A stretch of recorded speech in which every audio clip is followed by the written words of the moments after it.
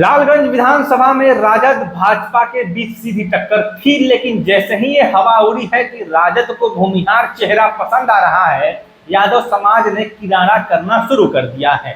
प्रशांत किशोर की नई नवेली पार्टी की तरफ से पहले से भी ऑफर था। यादव प्रमुख लोगों ने अब जनसुराज का दामन थामने के संकेत दे दिए हैं।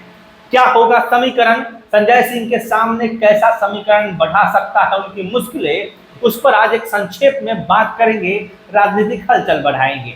नमस्कार, मैं प्रकाश चंद्र और आप देखना शुरू कर चुके हैं प्रकाशवाणी। चुनाव गणित से जीता जाता है, जयगान से नहीं। नए विश्लेषकों को यह समझना पड़ेगा कि वैशाली लोकसभा में वो अंधे मुंह गिरे हैं, इसलिए गिरे कि गणित कमजोर था। उंगली पर वोट गिने जा सकते हैं, जमीनी स्मरण को थोड़ा सा दुरुस्त करेंगे तो एक एक मोहल्ले का गणित समझ में आ जाएगा कि किस तरफ किसका कितना झुकाव है।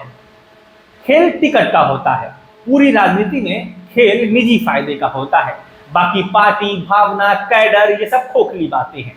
टिकट की उम्मीद थी, उम्मीद कमजोर हुई और नए और बेहतर विकल्प तलाशने में लोग निकल गए। भाजपा को अभी भी इस बात की चिंता नहीं है, क्योंकि उसका संगठन और चेहरा दोनों मजबूत है। मुकेश साह की हत्या के बाद वैसे समाज भी अपराध मुक्त माहौल चाह रहा है। वह बोलेगा नहीं, लड़ेगा नहीं, सड़क पर हल्ला नहीं करेगा, बस जाके बटन टीप के आ जाएगा। फिर नतीजा देखकर सबको लगेगा कि ईवीएम हैक हो गया है। संजय सिंह लगातार मेहनत कर रहे हैं। मीडिया के असीमित स्वार्थ और एक तरफा झुकाव को वो समझ चुके हैं। इसलिए भाजपा के अधिकांश बैठकों में कार्यकर्ता होते हैं, लेकिन लोकल मीडिया को इसकी सूचना आमतौर पर देर से दी जाती है। लालगंज में आते हैं, जरूरी काम करते हैं और फिर अगले काम पर निकल जाते हैं। कोई भौकाल नहीं, कोई जय जयकारा नहीं, कोई मीडियाबाजी नहीं। इसलिए क्योंकि पार्टी का काम इतना होता है कि फुर्सत नहीं मिलती। अब सवाल उठता है कि लालगंज में आने वाले विधानसभा चुनाव में लड़ाई किसमें है। देखिए, अभी सब संभावनाओं पे बात होगी। सीधे सीधे जान लीजिए, दो फैक्टर है लालगंज में, पार्टी और चेहरा। ये दोनों माकूल होने चाहिए। वर्तमान विधायक संजय सिंह के सामने अगर कोई बैकवर्ड चेहरा किसी भी मजबूत पार्टी से आएगा तो ही कांटे की टक्कर होगी, अन्यथा बीजेपी से संजय सिंह एक तरफा स्वीप करने की स्थिति में अभी भी बने हुए हैं। मतलब ये कि अगर बैकवर्ड चेहरा है मगर निर्दलीय है तो भी काम खराब होगा। अगर पार्टी के सिंबल पर है लेकिन बैकवर्ड नहीं है और कोई फॉरवर्ड चेहरा है जिसमें कई नाम अभी सामने आ भी रहे हैं, तो भी जनता संजय सिंह का साथ नहीं छोड़ेगी।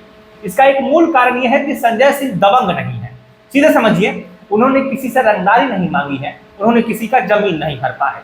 बाकी और जो दावेदार हैं या जो हो सकते हैं, उनकी छवि दबंगों वाली है, उनकी छवि रंगदारी वाली है। वैसे समाज जिसको पचफोरना वोटर कहा जाता है, ऐसे छवि से कन्नी काटते हैं, शांति चाहते हैं, सुरक्षित और स्वस्थ माहौल चाहते हैं। सुरक्षित माहौल देने में इन पैमानों पर संजय सिंह खुद अभी सवालों के घेरे में है। उनकी विधायकी में निश्चित अंतराल पर अपराध लगातार लालगंज में होते रहे हैं। चोरी चकारी जैसी घटनाएं बढ़ गई है। प्रशासन बहुत ही सुस्त रहा है। इंसाफ मांगने के नाम पर राजनीति हुई है और कुछ नहीं। ये सवाल संजय सिंह पर यह आरोप लगता है। एक और बात, अपराध और अपराधी की सामाजिक पहचान चुनाव में बहुत बड़ा प्रभाव डालती है। वैसे समाज बाय नेम जानता है कि फला जाति तो अगर नगर में जीता तो आम जनजीवन के उत्साह और भय में क्या परिवर्तन होगा।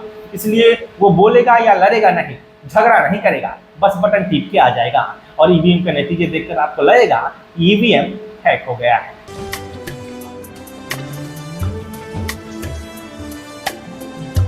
जय बिहार सरसों तेल, सस्ता नहीं, कुछ अच्छा खाइए।